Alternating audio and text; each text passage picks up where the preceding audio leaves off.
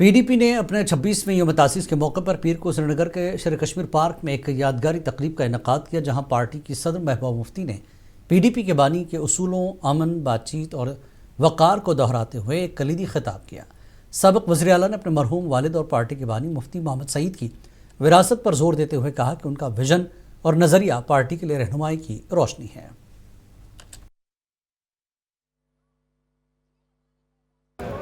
پوری دنیا میں اپنا ڈنکا بجانا چاہتے ہو، چین سے آگے جانا چاہتے ہو، تو یہ جنگ کرنا بند کر دو، بات چیت کرو، ریکنسیلیشن کرو۔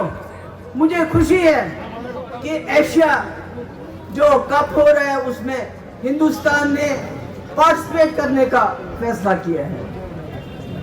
حالانکہ سب کہتے ہیں نہیں کرنا چاہ رہے، بھیا کھیل کو کھیل رہنے دو، کتنا خون بہاؤ گے؟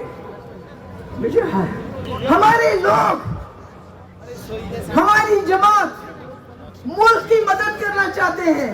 مفتی صاحب ملک کی مدد کرنا چاہتے تھے، جموں کشمیر کے لوگوں کو اس دلدل سے نکالنا چاہتے تھے، وہ ہر قربانی دینے کے لیے تیار تھے۔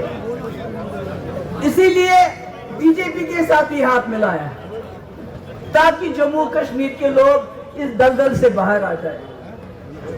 اس لیے میں یہاں میری جو بہنیں آئی ہیں، میں نے بیجی، میں نے پورے مجھے تو ساری سلام کرن مجھے زندگی بنا اکئی پیغام نسان دل ہندوستان کی سرکار ہم آپ کے دشمن نہیں ہیں، جموں کشمیر کے لوگ آپ کے دشمن نہیں ہیں، ہم عزت سے امن